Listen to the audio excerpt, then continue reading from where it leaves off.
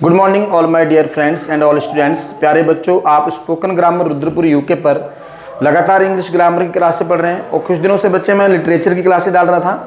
12th class की flamingo book को भी एक्सप्लेन कर रहा हूं। और सबसे पहले वीडियो स्टार्ट करने से पहले मैं आप सभी को दीपावली, धनतेरस और भैया दूज की हार्दिक बधाई देता हूँ।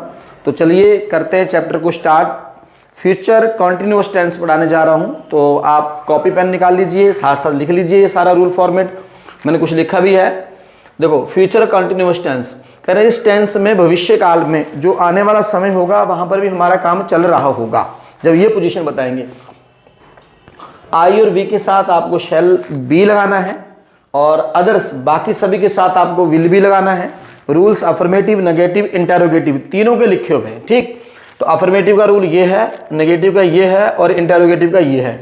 मैं एक वाक्य लिखूंगा, उसको तीनों में एक्सप्लेन करूंगा, बड़े ध्यान से देखिएगा।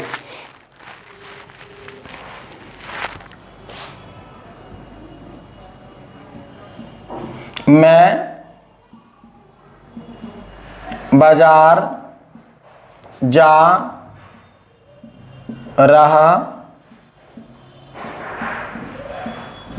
होऊंगा। तो ये आप अफर्मेटिव में यानी कि स्वीकारात्मक वाक्य हिंदी में कह सकते हैं। आप अपनी बात को स्वीकार कर रहे हैं कि मैं बाजार जा रहा होऊंगा। ठीक, आई और वी के संग क्या बताया, शैल आएगा। आई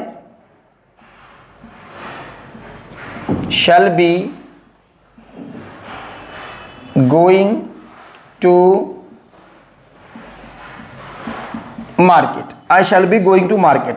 जब आप इसको नेगेटिव में बदलेंगे, नेगेटिव का रूप लेंगे, तो सिर्फ आपको नहीं यूज करना है मैं बाजार नहीं जा रहा हूंगा। तो देखें, इसी का नेगेटिव में बदल दीजिए, मैं बाजार नहीं जा रहा होऊंगा। ठीक, नहीं लगाना है तो नेगेटिव बन जाएगा आई शैल नॉट। क्या बोलेंगे, आई शैल नॉट बी। विल और शैल विल बी और शैल बी के बीच में नॉट लगा दिया है। I shall not B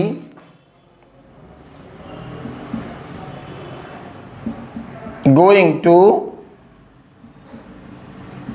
market. Clear हो गया।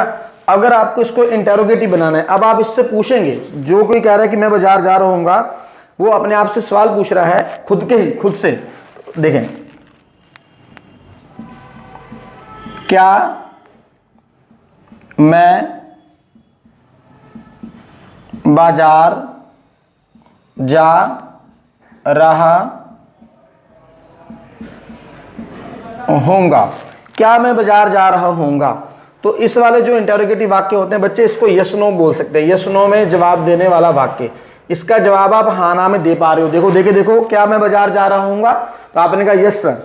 क्या मैं बाजार जा रहा होऊंगा, नो सर। हाँ ना में जब जवाब मिल जाए, किसी भी सेंटेंस का वाक्य हो, वहां पर आप इस क्या शब्द की इंग्लिश नहीं लिखते हैं। इस क्या के स्थान पर आपको ये विल और शैल लगाना होता है। चाहे कोई टेंस हो अलग, उसकी हेल्पिंग वर्ब लगानी होती है। तो यहां पर क्या लगा देंगे, फिर आप शैल को पहले यूज कीजिए, शैल आई। ठीक, सब्जेक्ट के बाद भी आएगा। कहां आएगा, shall I be going to market. Shall I be going to market. Clear होगा स्टूडेंट्स, समझ में आ रहा है। तो ये 3 सेंटेंस नोट कर लीजिए, रूल लिख लीजिए, स्क्रीनशॉट ले लें। मैं सबके ऊपर 2-2, 3-3 एग्जाम्पल बताऊंगा, इसके आई के, वी के और अदर्स के भी।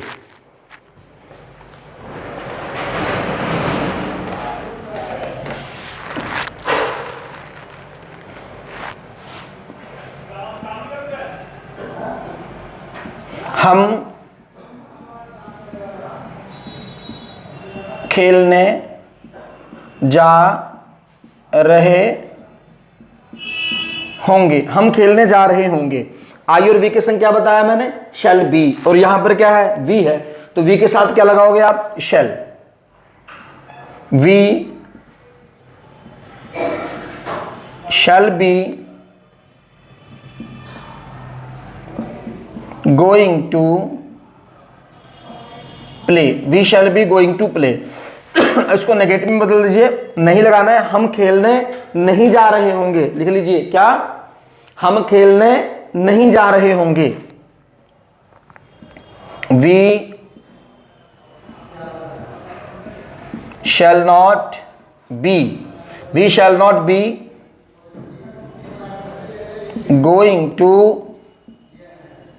play।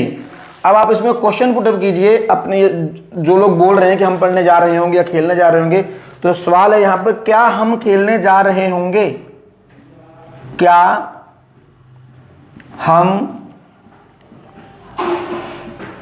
खेलने जा रहे, क्या हम खेलने जा रहे होंगे। तो क्या, अब यहां पर क्या की इंग्लिश आपको व्हाट नहीं लिखनी है क्योंकि इसका जवाब हाँ ना में मिल रहा है। तो क्या लगाएंगे, हेल्पिंग वर्ब कौन सी, यहां पर इस शैल को ही लगा देंगे, शैल, शैल वी और सब्जेक्ट के बाद आपको be, shall we be going, क्या करने, टू प्ले। इस टू के बाद कोई भी वर्ब आती है तो उसको हम फर्स्ट फॉर्म का ही रूप यूज करते हैं। या देख लीजिए, ऐसे भी कहने समझाने वाले समझाते हैं कि जब दो वर्ब एक साथ आए तो दोनों के बीच में टू लगाते हैं, या फिर ऐसा कह लीजिए टू के बाद फर्स्ट फॉर्म लगाते हैं, या ऐसा कह लीजिए जब वर्ब के लास्ट में ना, ने, नी शब्द आए उस वर्ब को लिखने से पहले टू लगाते हैं। किसी तरीके से आप समझ सकते हैं। ठीक, देखो, वे अपना कार्य स्वयं कर रहे होंगे, सॉरी, वे अपना कार्य स्वयं कर रहे होंगे। अब वे, तो वे की इंग्लिश क्या हो जाएगी यहां पर, दे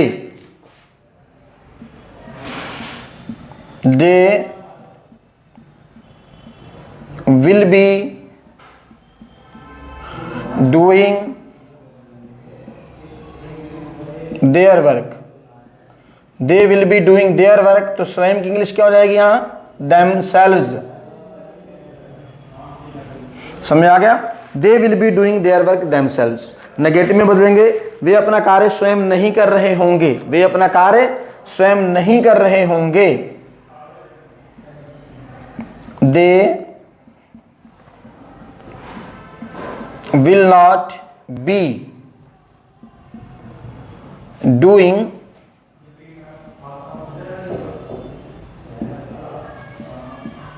their work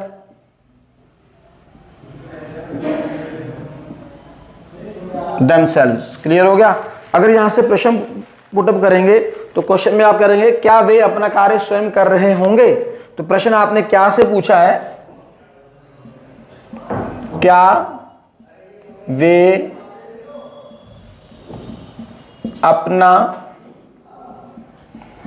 कार्य स्वयं कर रहे होंगे।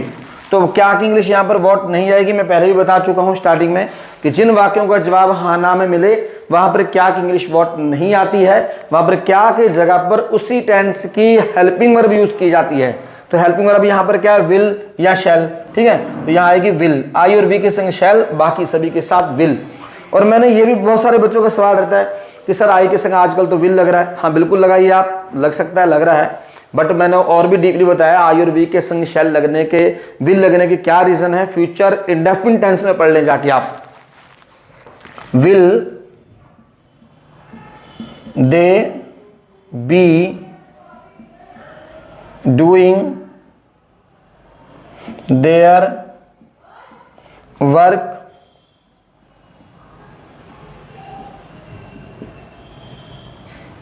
themselves। ठीक है स्टूडेंट्स, इस प्रकार से आप वाक्य बनाएंगे। मैं कुछ सेंटेंस बोर्ड पे लिख देता हूं, उनको भी आप तीनों रूप में बना करके व्हाट्सएप के माध्यम से आप चेक भी करा सकते हैं। और भी यदि आपको कुछ पूछना हो कि सर हमें यहाँ पर समझ में नहीं आ रहा, आप पूछ भी सकते हैं। और स्पोकन ग्रामर पर लगातार बने रहने के लिए धन्यवाद। तो मैं थोड़े से वाक्य लिख दूंगा, आप पहले इसको लिख लीजिए, स्क्रीनशॉट ले लीजिए, फिर बनाकर आप मेरे पास सेंड करेंगे। हाँ तो स्टूडेंट्स से आपके सामने सेंटेंस हैं, 20 सेंटेंस लिखे हुए हैं। तो 20 वाक्यों का आप बनाइए, इसमें अफर्मेटिव, नेगेटिव, इंटेरोगेटिव स्क्रीनशॉट ले लीजिए और लिखिए। और लास्ट में फिर से बोल दूं दीपावली के त्यौहार पर आप सभी को बहुत बहुत हार्दिक शुभकामनाएं और बड़ी खुशियों के साथ त्यौहार को मनाइए और सेलिब्रेट कीजिए। Thanks all my dear friends and all students.